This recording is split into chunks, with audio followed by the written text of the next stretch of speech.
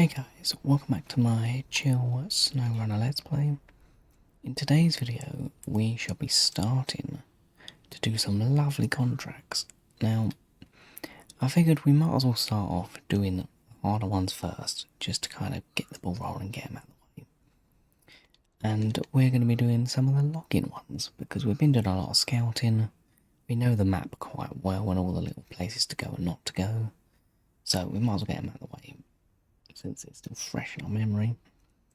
And also, it's a little bit more challenging than what we've been doing, which has been scouting, which doesn't take that much brain power, we'll say. So we're going to be doing these, because we've got all of these missions to do, which are basically just everywhere. We're going to start with time for the locals, which is all based in Black River, which isn't too far away and should be relatively simple, hopefully. We got our lovely P16 and Paystar, which have any upgrades they can have. I've upgraded most of my vehicles, but our money now is quite poor, mainly because the trailer alone is 14 grand, so I can't do much about it. I was going to get another one for that, but I couldn't afford it. So for now, these are going to be our two vehicles we've got, and it's just going to be what we're working with. Medium logs, I don't think should be too much of an issue, but we will be quite top heavy. So we're going to be quite careful. There is a big chance for us to tip over a lot in today's video. Now, we are going to probably be taking the long way around, because the only real options is this bridge here, which isn't too bad, but it's not doable area, but there's no... actually, across that won't be too bad. But what I know is avoid this road at all costs, because it's not easy to get through. And I don't really want to go through there with logs. I won't even go through there without any cargo, to be fair. So we're going to... Now the issue is, I've got to do 6 medium logs. We can hold 1 at a time. So this is not going to be quick. So I was going to use the double log for medium logs, but I can't afford the trailer. It's like 25 grand. So, and even if we complete this mission, we're only getting 22 grand. This way. Good, maybe across there. But this road sucks though. I do know this bit works well actually, so yeah, we'll get that route. As I feel like that might be best. Always get confused in the town as well.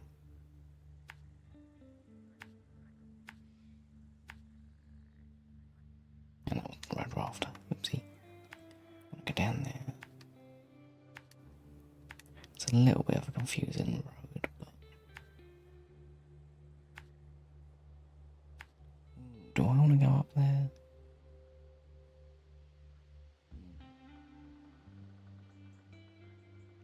Actually, yeah, it should be fine. Because then on the way back, we'll come around this way. I think that should solve that.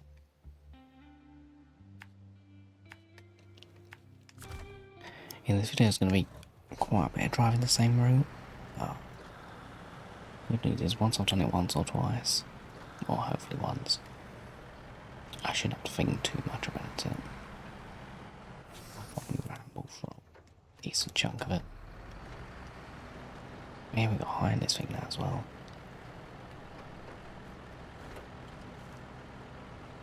See, this thing should be a lot more capable now. The thing we're hoping for. Right, gearbox will definitely do the job.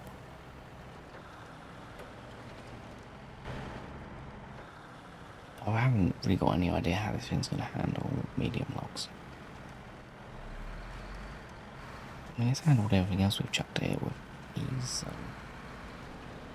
But the medium logs are really top heavy. Which is kind of more my concern, because top heavy means chance to tip. It means I would have to get a logging crane. And, yeah. past experiences of that has not really ever gone well for me. To the point where I think the last time I used one, at the truck I was trying to load the logs onto, I somehow tipped my truck with a crane onto it. And it ended up with the logs being on the floor and me being in the back. Which is not really what I was planning. So I seem to always just have issues with it. It was when I was playing on multiplayer. Maybe the crane's a lot more synced up in single player. I'm gonna hope so. Or I just suck at using cranes, highly possible. But I'm gonna try my best. I'm gonna try my best to not tip in the first place, so that solves that issue. No guarantees on that. It probably will happen at some point or another. Good thing is, if we do complete this mission, we should get a decent chunk of money, and then when I sell my trailers and everything, be in a good profit. Because trailers get 100% money back for, so good. I think in the original hard mode, you don't even get money back for trailers. Which, to me, sounds a bit too steep, considering, like, trailers for logs, which you are required to use, they're not really any on the map. They cost 14 grand each. The cheapest one for the long logs. So if you're doing it that way, it's not really that affordable.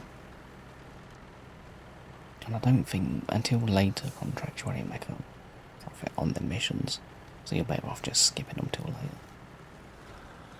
Which I mean, if you're doing a hard mode thing when you can jump between maps, it's probably not too bad, but I'm doing each map in the order they were released. So having that sort of thing would not be that fun, as far as I'm concerned.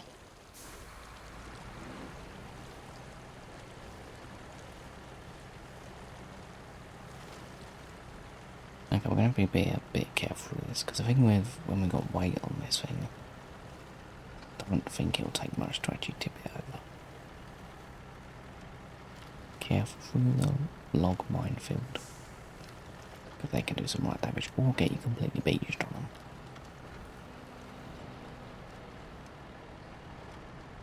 Also, if this truck does struggle, the White Western style will be a solid backup choice. I'll have to see how this one goes.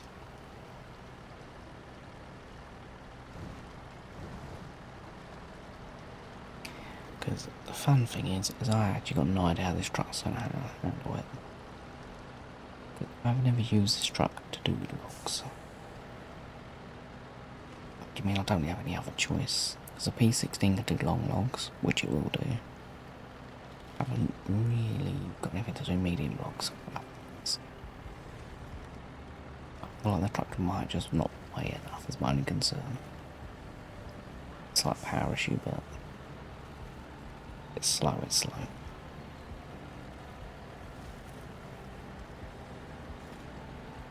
There's no more new trucks we could unlock, unless I make a lot of money, but I'm not going to make a lot of money. Not for like a brand new truck with like 160 grand or whatever. So we're going to try with this. Hope for the best. Got our gearbox on it now, which I mean makes the quality of driving feel a lot nicer for me personally, so that's something.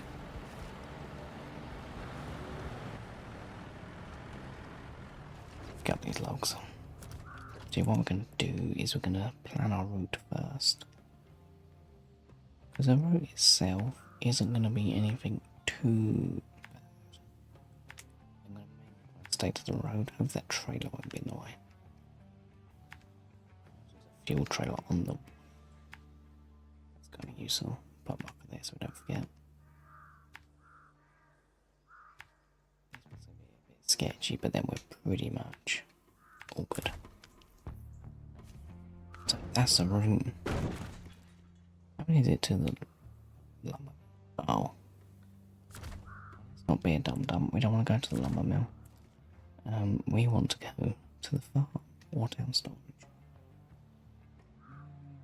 Farm will probably be easier. Question. Yeah, the farm should definitely be easier. Can I get to the farm this way? You've been down this road fully, have we? There's a station here. Actually forgot about that one. Okay, perfect. I've really not been on this part of the map. That's surprising. Okay, how many is it to the farm? Liam logs. Good thing is, we're going to have plenty of friction. Is it getting dark? Yep. Well, that makes it fun. Because there's plenty of weight on the back. Okay, there's a little bit left. That's what I was concerned about. It isn't going to be nailed onto the ground that much. Which, I mean, it's not the worst thing ever, it's just not ideal.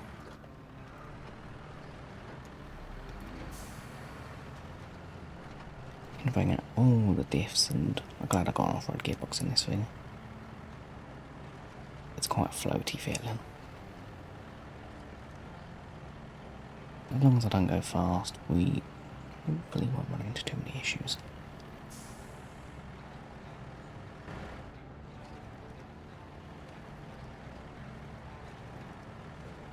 Stuff like that we got to be careful of, because that little rocking.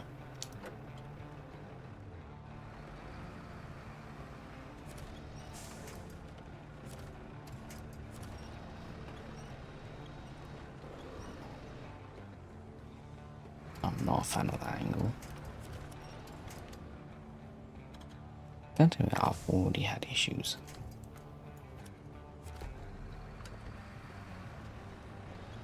Okay. That was ropey.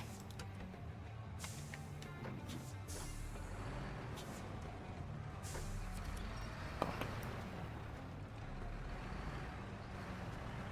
I did not expect the first corner to give me. God. This thing's so back heavy. One crisis dealt with.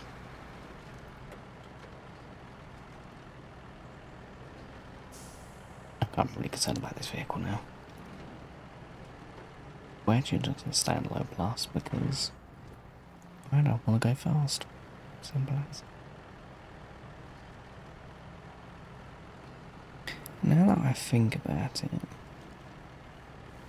the storm might be slightly better. Because if memory serves me correctly, I believe it's a heavier vehicle. Weight in this game is kind of the thing we need.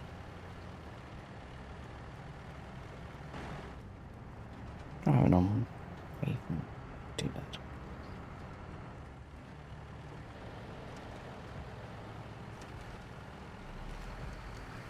It's going to be quite difficult to try and keep this thing on its wheels.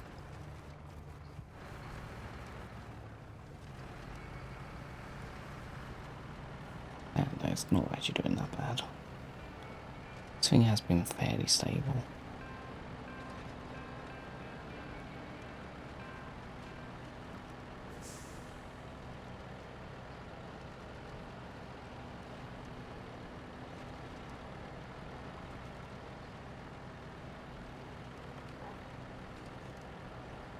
It's done quite well so far. So down is definitely.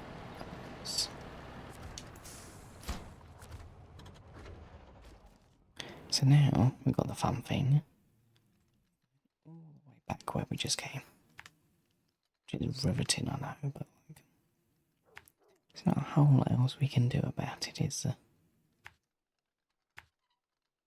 Because I know you can take like a second vehicle turn behind you with logs in it, but I'm not confident enough in the vehicles we've got to do that. So we are just going to go back and forth. Good thing is most of it's road and there's fuel on the way.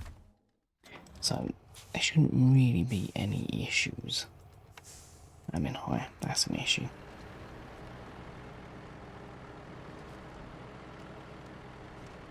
mean, the worst bit was that corner at the start. The rest of it is pretty much just a straight path.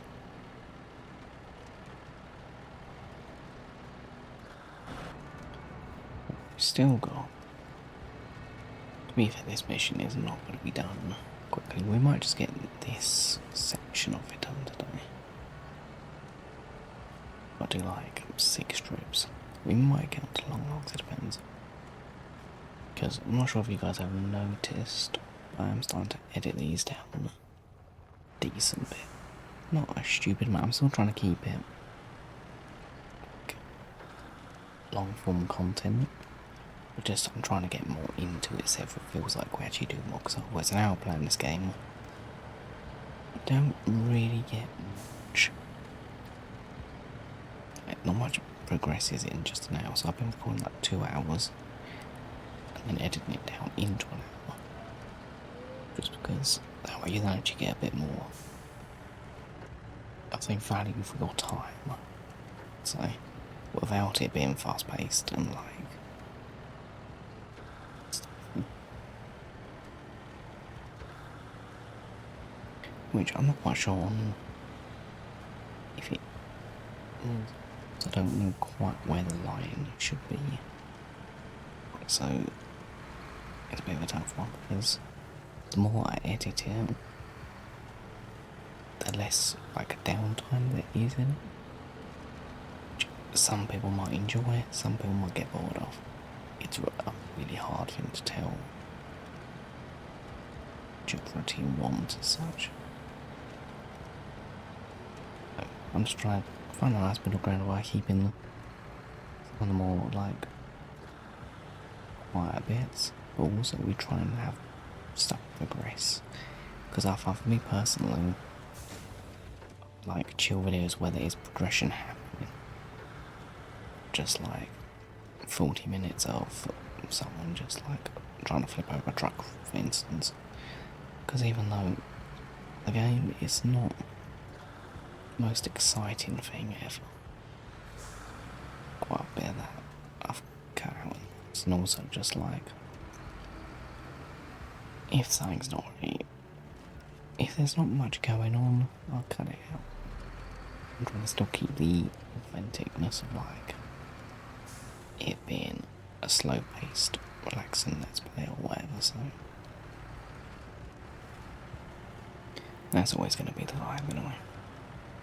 Because at the end of the day I feel like I'm going to say like a solid 80%, maybe 90%, maybe higher. The content on YouTube is all fast-paced short form content. I don't know about other people, but me personally, I am fried trying to watch that stuff. Like, I'm not really into fast-paced content. There's even been a few videos where I've tried to watch them. There is so much information, so much going on, it's just well too much. I can see why people get hooked on it, because dopamine gets very deleted, we'll say. There's just stuff going on, there's jump cuts, there's not even a second of silence. But there was this, I can't remember the dude's channel name, but there's this person who basically speaks about how next to dopamine and all that kind of like mental psyche stuff. His videos I found really kind of eye-opening because I didn't realise how bad. I know dopamine, when people say that dopamine, what's it called? That dopamine addiction where like you constantly need entertainment or you constantly need your dopamine to be activated for it to be interested in things, which is then how like, things like TikTok grab people's attention, because every single time you scroll your brain gets that dopamine thing and then it wants to do it more, and it's easy, which is essentially what your brain wants. This guy's videos does is he basically explains all that and explains how it affects you and how to like counter it as such, which is something I've always been semi-aware about, because even things like TikTok I always limit and viewing short form content. Because that TikTok and Instagram are pretty bad for like the dopamine receptors, because you can scroll on that for a good few hours without it feeling like a few hours. But if you were to sit and read a book for a few hours, that's a long time. 2 hours on TikTok, that's easy. So that's kind of like proving the brain kind of manipulates your viewpoint depending on how easy it is. So yes, I find watching that sort of video, and also I've watched quite a lot of like information videos on YouTube, but typically about all sorts of like mental health or just health, lifestyle stuff, gym exercises, all that kind of, any sort of like self-help type videos. And there's a lot of them which are all typically quite fast-paced, because that's what people need to be able to take any information without getting bored. But I find them videos are kind of counterproductive, because you get overwhelmed with information. Your brain needs time to actually like sit on an idea for something. Which, in this dude's videos where he was speaking about like, the dopamine and all that stuff, his videos are always structured well, so therefore your brain actually has a chance to sit in silence and think why he's doing something else. And it's even like 10 seconds, it's like long silence. But it's that little silence that gives your brain actual chance to process the action. Which, I even checked the comments of that video, and some of his other videos, and most people having trouble getting that long for him to speak, or they're watching it in 2 times or whatever. I'm like, that just kind of goes to show just how much your brain gets essentially changed in for a better way.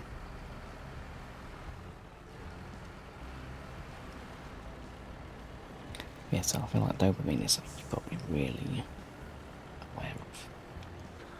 Because it's a really good thing that your brain kind of needs, but also your brain will use the easy option to get it. Which is also how like a lot of the food addiction, all sorts of addictions, can kind of occur, and then they just fester on themselves, because the more you do it, the more dopamine you get, the more you're going to do it because it gives you dopamine. It's just an endless loop, so I find that kind of like interesting. And the same with TikTok, like I don't want to imagine what kids who grow up on like social media, TikTok, are going to be like when they get to their like 20s, 30s, because I can't imagine your brain's going to know, well, a young person's brain isn't going to know what it's like to not have that constant, so how are they going to manage when they shouldn't be on it or can't have it? It's all that sort of stuff. I'm kind of like interested to see, but also I feel like it's not going to be a nice thing to see. I guess a similar thing would be like how the generation above mine, or like my parents' generation, would be like they were always outside, they didn't have TV and that kind of stuff. It's probably a similar thing to that, I would assume. I do feel like TikTok is a lot worse than TV and games and stuff. So even though you're playing games, depends on I don't actually know if games are good. I need to look at that later. Like games, there's a lot of standard. There's not a whole lot of yes or no if games are good or bad. Cause I think it depends on what you're playing, and kind of how you're playing it. I mean, if you're playing something like Fortnite 18 hours a day, that's probably not going to be good for you. Well, that's how that some people did make money from doing it, so fair play. I feel like as long as you're aiming to improve at something, I feel like it's not bad, or if it's just there for you to enjoy your time. But the thing I always found funny was TV, especially as I was growing up, TV was always kind of normalised as, oh yeah, watching TV, that's normal. Playing games, however, was always kind of frowned upon in a sense, because it's like, oh, you're wasting your time, you're playing games all day. But then these same people saying that will go and sit in front of a TV for a good few hours a day, and you're like, sitting in front of a TV, to my understanding, that's even less than what games do. So that's really made a whole lot of sense to me. If you're watching, like, again, with TV, it depends on what you're watching. If you're watching stuff where you can learn things like nature programs or documentaries about certain random stuff, then I'd say it's probably not as bad. Because again, I think your brain's learning is developing in a positive way. Whereas if you're just watching like reality TV and all that, I don't watch TV barely ever. I might watch some sports on it, that's about what you get out of me. But like, if you're watching all that like reality TV stuff, and I don't know what else, but normal TV stuff also, I feel like it's a similar thing with some games where if you're not learning anything, I don't think it's that beneficial for your brain, because you're just kind of there. And I think that's kind of what damages your brain, in quotations. Like, so I think it depends on that. As long as you know how you're using it, cause same as like the social media side of things, I'd say for young people it's quite bad, and probably is not helping a lot of young people. But if you know how to use it in a controlled manner, it's probably great for you. It can open up your eyes to a lot of things. It can connect people really well. It can do all that. Downside is though, a lot of people are controlled by it rather than in control of it. So I feel like that comes to the issue. So even kind of links to younger people having like mental health issues due to their image and how they look and how they should live their life and all that kind of stuff. Which I think is kind of sad, especially when you got like, especially with like young girls and stuff, where their whole sense of that whole self of him, whole sense of wealth, not wealth, whole well-being even, that took a while, is essentially on how they look and if they fit the criteria of what is deemed attractive or whatever. They gotta be skinny, they gotta be like criteria people come up with online. And the worst thing I find with it is a lot of these like role models have a lot of edited pictures, they have surgeries, they have all these kind of unrealistic expectations, which then all these young people get, feel like that's how we need to be, when they're not, because a lot of the stuff online is kind of fake, especially even more so with AI these days. Like, it's going to give them a bad self-image of something that really isn't required or needed. It's that kind of thing where a lot of stuff online you got to take with a pinch of salt. Don't, no. And you even got the other side of like, in a sense, online bullying and like cyberbullying and all that kind of thing. That's not something I've ever really experienced because it's online and all that kind of stuff. It's really bothered me. But you know, I don't really get offended by most people. I think as long as it's creative, I'll enjoy it. I'm never really like too fussed. So if you want to insult me, only always make them creative, then I can have a laugh at it. And for a decent amount of people, it's not the case. So one bad comment, something can heavily affect you.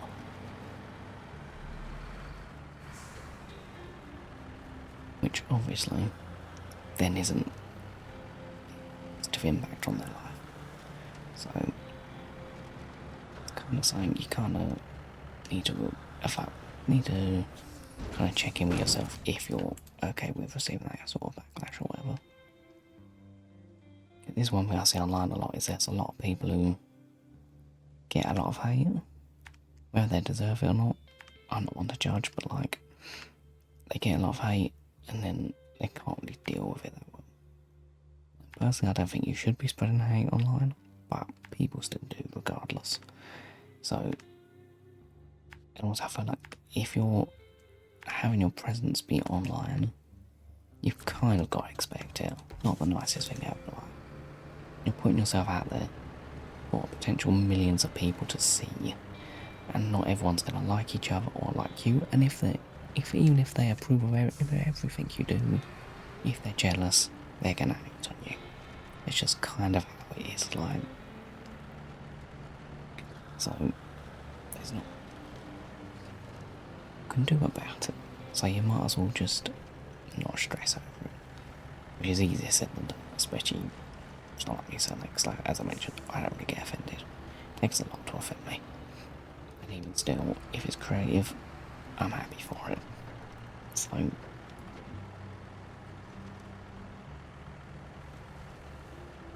definitely something to keep in mind, because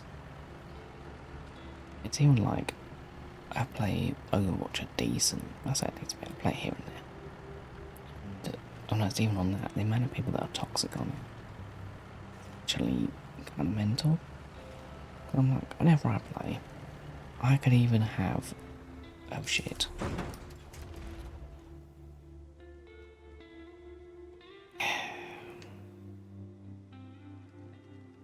It was going well.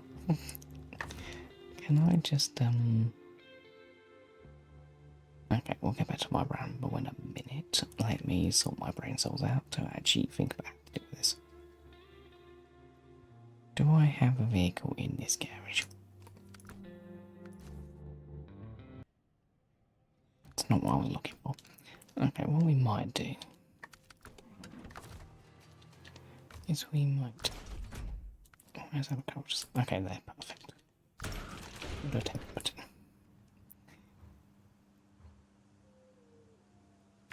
Let's just quickly see the waypoint.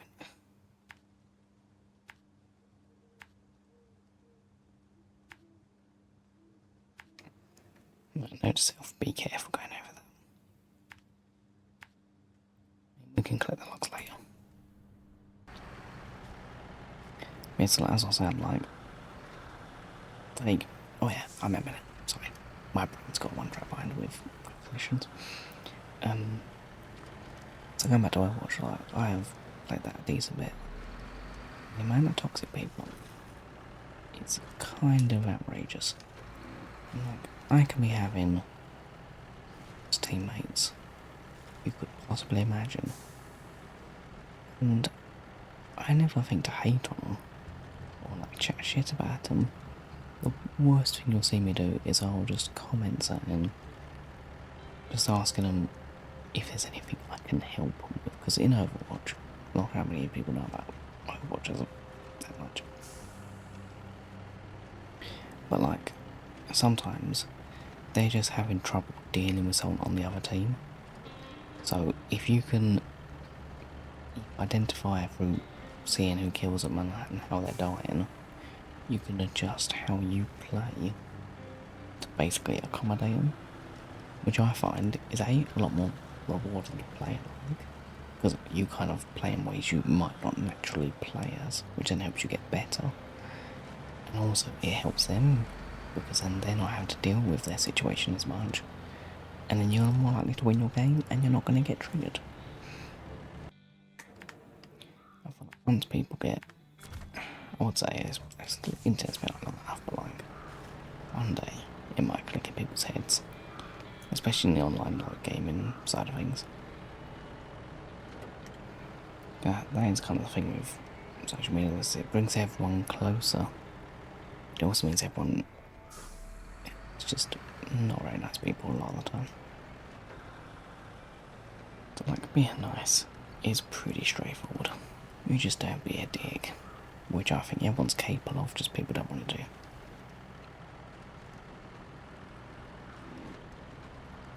But I mean, with time, it might change, who knows.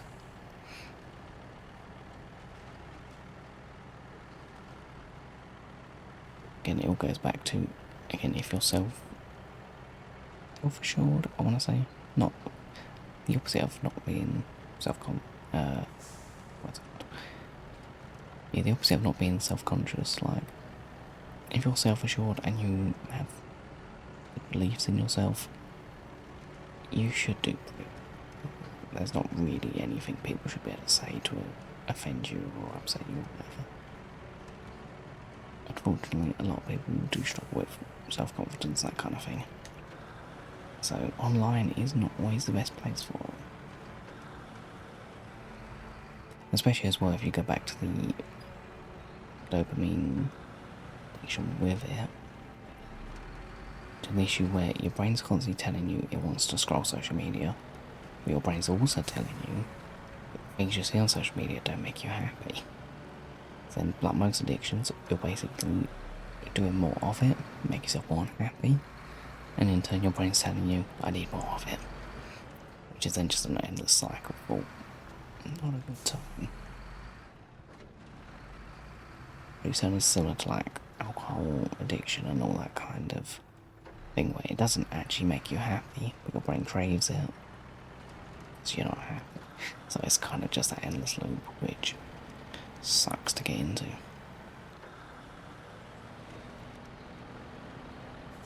I feel like I've been watching, the way to break out of it is just to first thing, realise it. Once you've realised it, it's already like the first battle, because a lot of these things go without people realising, which I think is kind of the scary bit. Because when I was on TikTok originally, I was using it fairly often. I think there was days where I was on it for like 8-9 hours at a time. And this was also during the time when I was in college as well, so like I was occupied most of the day, and the rest of the day I was just doom scrolling, essentially. And because of that, my sleep wasn't great, because doom scrolling. And then I was waking up early, going to college, doing all my college work, which I kept up with. Then it was go home, doom scroll, and then that was my day, like,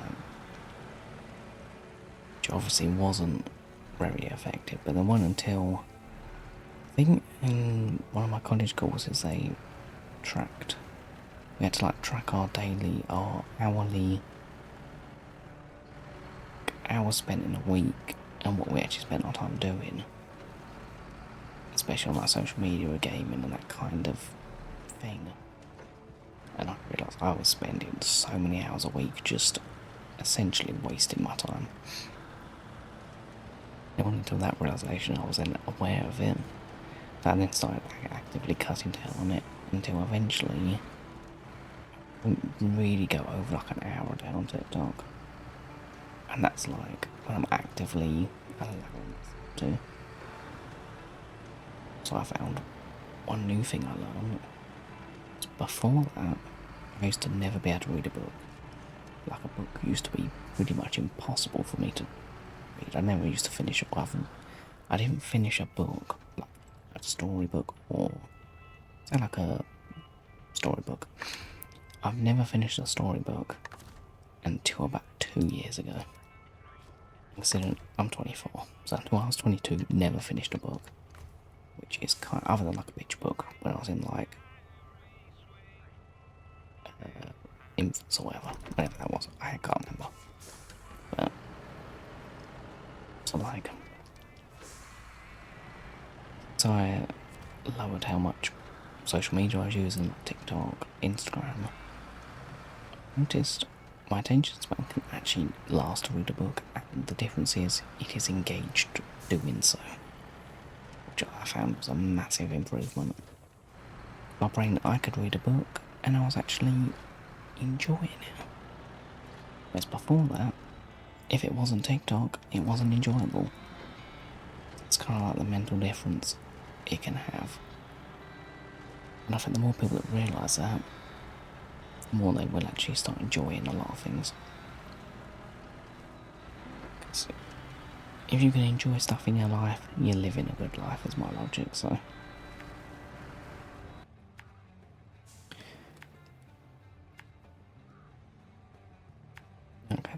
because we have kind of neglected the game for a little while, we are got 2 more meetings left, which is definitely taking a while. It's also kind of the perfect mission to ramble on, so I'm not going to go. Because doing like ramble videos is something I would like to do more often. The issue I find with them is if I'm playing a game, I'm typically too engaged in the game, and then if I try and do them like over the top of a game, I've done one with Scum and one with UFC. I've done like a ramble video. I find doing it over the top of the game, it's not authentic because I'm not really rambling. I need my mind to be slightly distracted, but not completely distracted to ramble effectively. So otherwise it's kind of like a predetermined topic or something I might have. Whereas I'm just letting my brain run free, which it doesn't get to do often, and it enjoys it. So, yeah. Saying that, if you do get to this point in the video, if there's any topics you would like me to ramble about or an opinion on, comment, and at some point I'll go through and do like a ramble video of all different topics and things.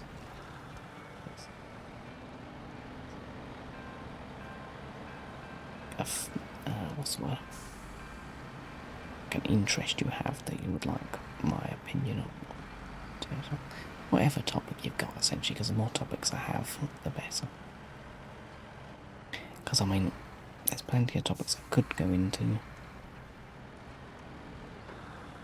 Don't know how interested people would be in said topic. I'm trying to think what else I could ramble about that won't keep me on going on a long old tangent. I feel like I was going so long with the... I've kind of got so confused of where I was going, which I don't remember. Essentially, if you're going to take anything away from this video, prioritise your mental sanity. If you've got that in check, everything else will follow.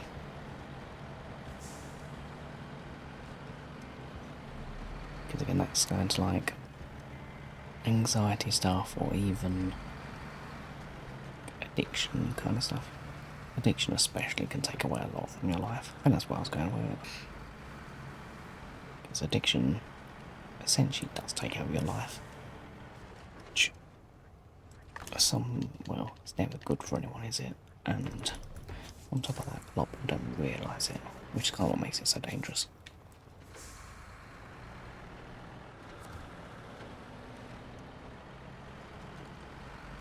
And I think if you're self-aware of that, and I won't ever fall into the trap of it too easily. And if you do, you might be able to catch yourself before you go too deep.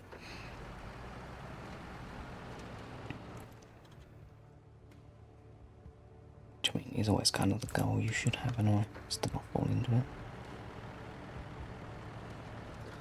Because the other thing I did do, which had quite a big impact on my life, was cut out all sugar.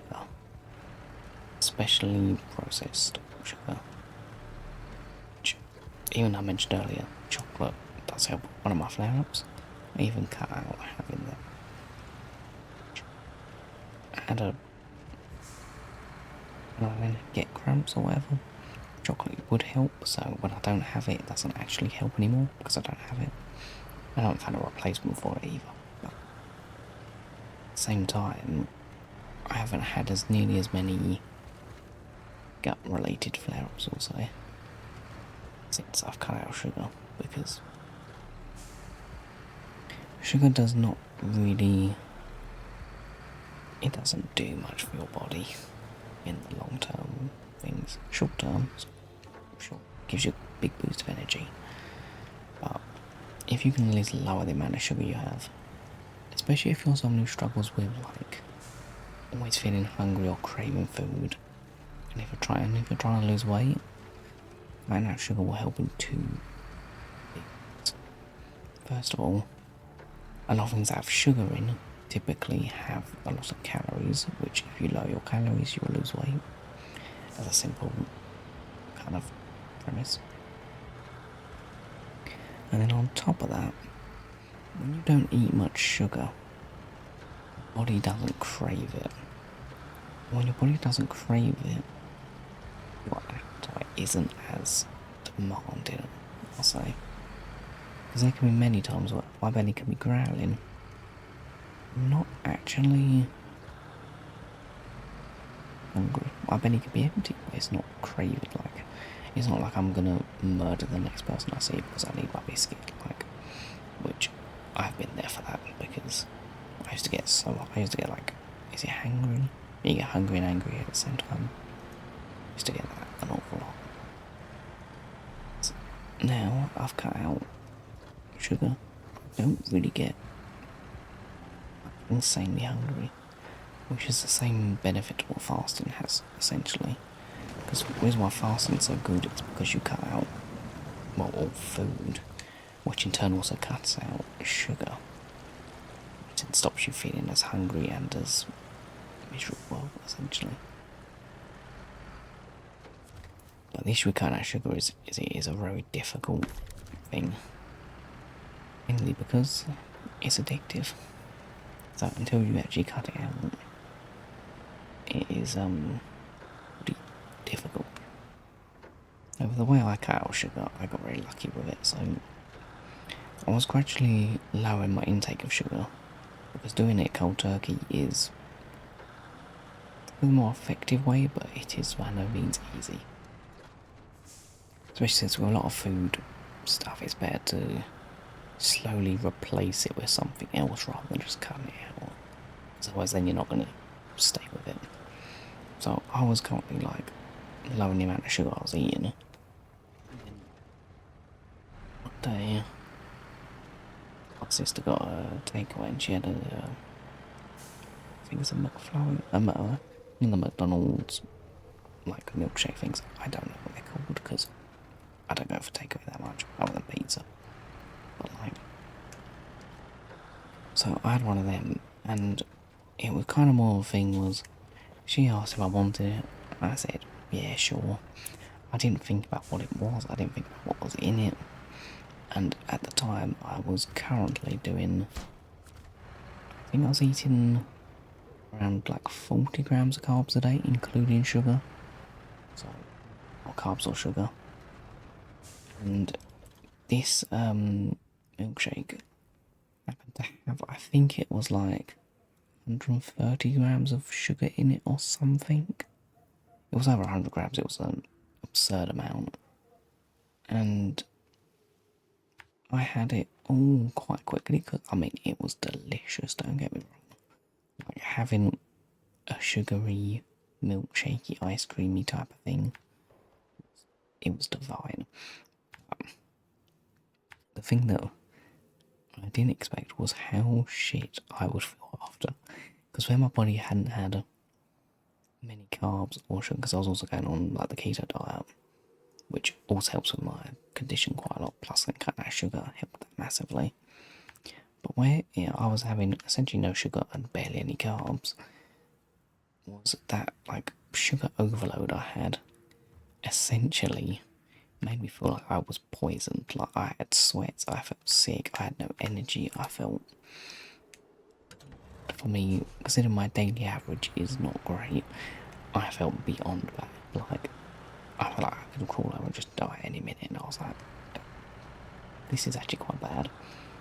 And then before that, the only sugar I was having is in a cup of tea. I was having like a half a teaspoon of sugar, which, considering I used to have 2 sugars in a tea, I was down to half a teaspoon, which was a pretty big thing. Sometimes I'd have like 1 teaspoon, typically it was like half a teaspoon. I found after this milkshake, the day after, and even the few days after that, the thought of sugar made me feel quite ill. I would have no craving for sugar, I just went off it complete cold turkey. I did not have anything with sugar in it. I didn't have, the only sugar you could say I had was on a rare occasion I'd have some toast, which was a carby sugar, not really anything else. Other than that, I went a good like 4 or 5 months without having any carbs and any sugar. I essentially went on a meat-only diet, pretty much, which means it's called like the carnivore diet, so, which, similar to keto, has a lot of benefits to it, mainly in the fact everything you eat has protein in it, so your protein intake gets really high.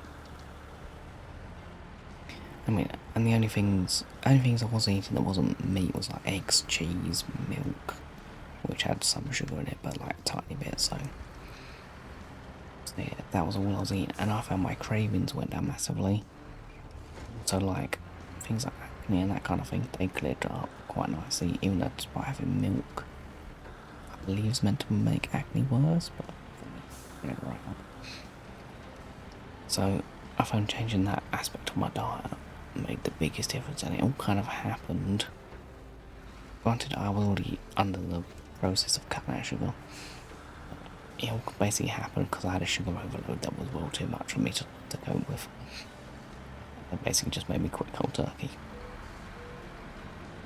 But it was quite weird to see the effect sugar had on someone, considering if my sister had had that drink, or that had had the milkshake, guaranteed she wouldn't have had any effect, because her body was already under like sugar amounts, which even now she still eats a lot of sugar, but each time I don't control how people.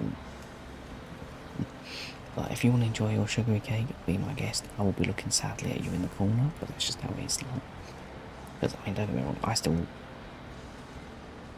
love like sugary cakes and all that. Cakes are amazing, but at the end of the day, I'm kind of prioritising my health over the satisfaction you get from eating, considering also the fact that I'm not someone who,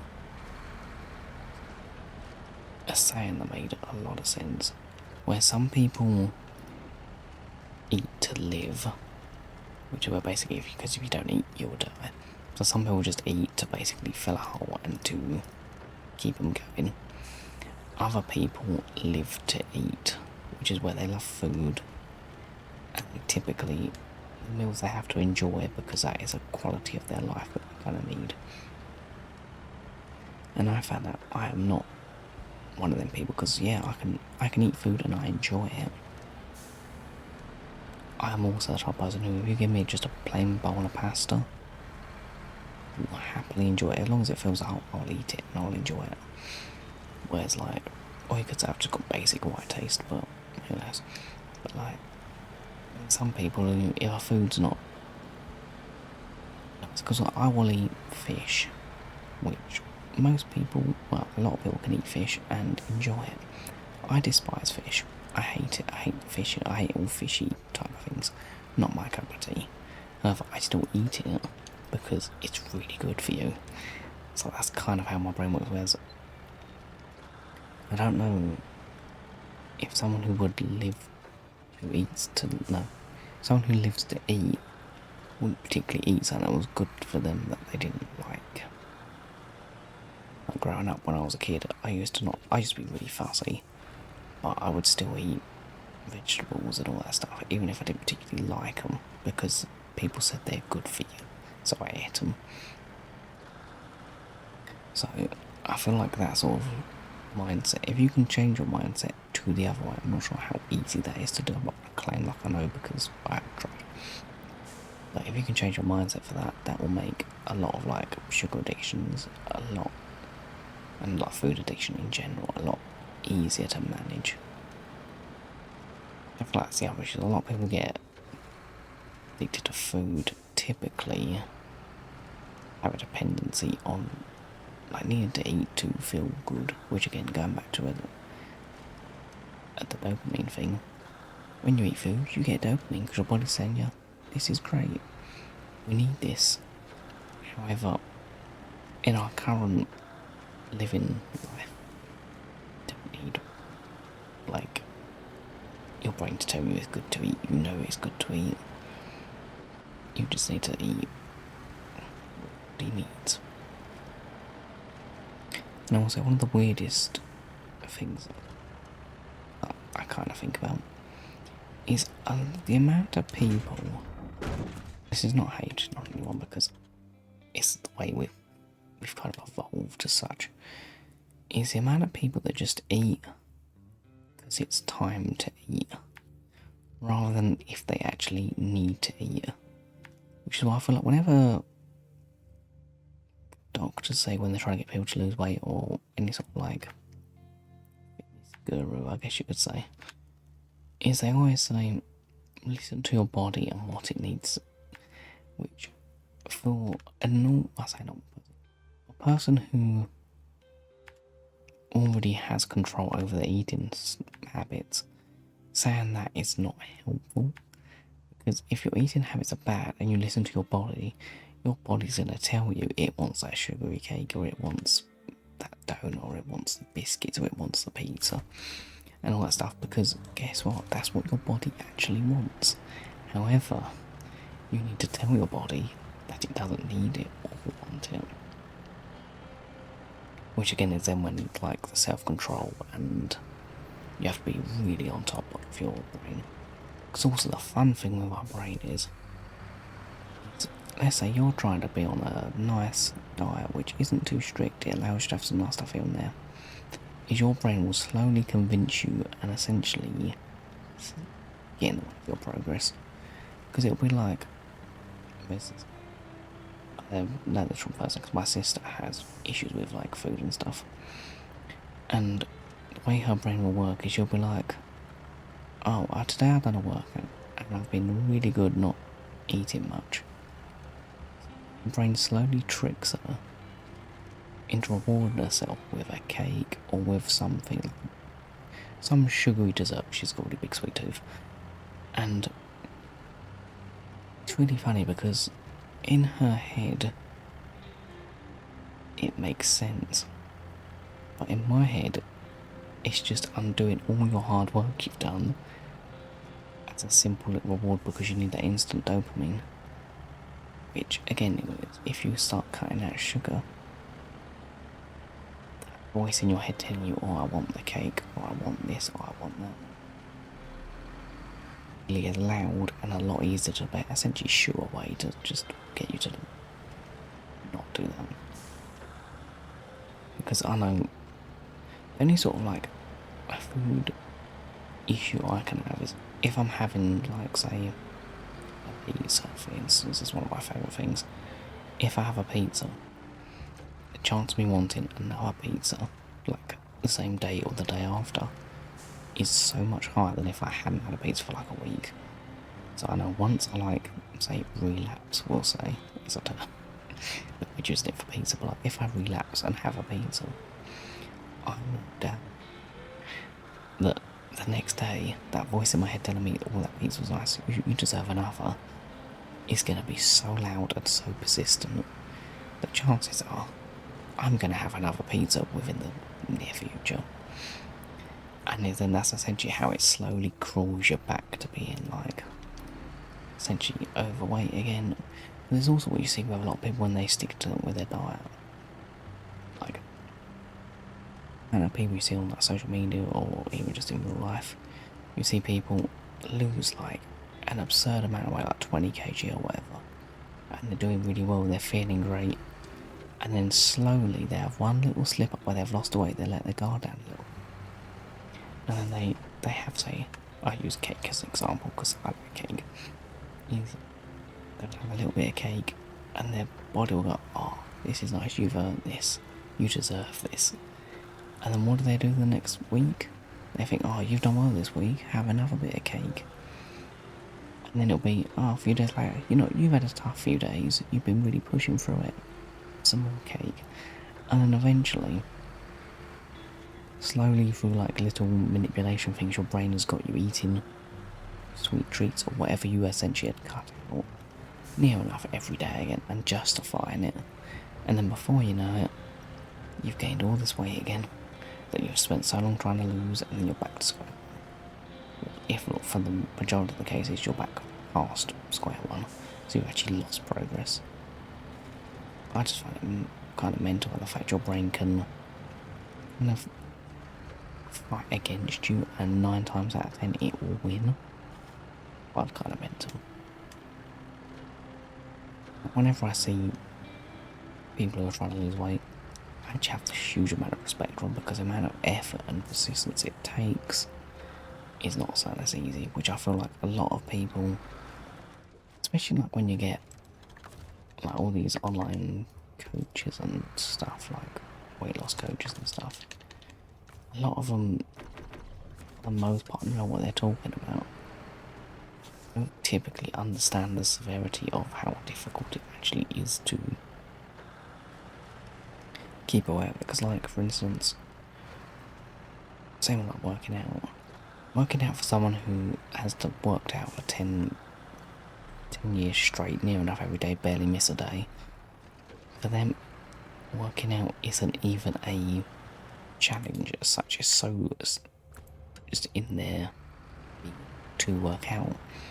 But if you've got someone who has the complete opposite life to that, so like they don't move around much, they eat a lot, they don't really look after themselves, them working out even 4 days a week, or even 3, is going to be completely foreign to them, and they've got no habit built in with that. And they've also got no proof that they're going to see the results firsthand. So like when you've got someone saying, oh, you should go to the gym 4 days a week, you'll lose loads of weight, you'll feel great, that may be true. The person who they're saying that to hasn't experienced it firsthand, so they're not going to believe it. And even on top of that, every time every time the voice comes up, like in the morning before you go gym, it might say, you've done enough today, or yesterday, have a lie-in, have a rest. It's still going to slowly drag you back to where you don't want to be, but where it just naturally wants to be. Because I feel like our brains are inherently lazy, so they just want a way that's going to let them survive and live the easiest life, despite they don't really factor in what's going to make our lives good. Which is then where there's kind of a miscommunication between the brain and our wants, despite our wants being in our brain, which is where it gets kind of confusing. The good thing is with our brain though, is the more you control that little voice that says, have that slice of pizza, or have that slice of cake, or skip this workout, or essentially the thing trying to distract you from your main goal, you could say, the more you ignore it, the quieter it gets. The more attention you give it, the louder it gets. So it's that type of thing, once you start learning how to avoid it, or not avoid it, once you start learning how to ignore it and persevere through it, it gets quieter, it gets easier. However, saying it gets easier does not mean it is easy. It'll still be just as difficult as like day one, but you will have a lot more surveillance to get through it, which therefore that makes it easier, but still a difficult thing nonetheless. And there's also the type of thing where the second you lower your guard, it will slowly drag you back in, which is why so many like people who have an addiction will relapse within the first like 4 weeks. Because again, a lot of people can quit, say smoking, they can quit it for 2 weeks. They don't really have any issues, don't think about it, they distract themselves, and slowly that little voice gets louder and louder until next thing they're smoking again. And then is what they hadn't done for 2-3 weeks, they're now back to doing daily every few hours. And that's just how your brain will slowly just rope you back into it. So it's like you really have to keep top on, which in of itself is not an easy thing. It's like if you learn how to do, you can essentially anything you want to do, you'll be able to do, because you now know how to control that little voice in your head, essentially. But I think we've only got long log left, well, but we might leave that for the next video. do think we'll leave this one. I really hope you've all enjoyed this ramble. If you've picked up something from this video, that's great. If not, enjoy the waffle. It's all just blurted out directly from my brain. So if I've said stuff that makes 0 sense, there's a high chance it does actually make 0 sense. But on the off chance if you did relate to it or found it helpful, then that is exactly what I wanted. But I hope you all enjoyed this video. If you want to see more videos like this where I ramble, let me know, and I shall see you all in the next one.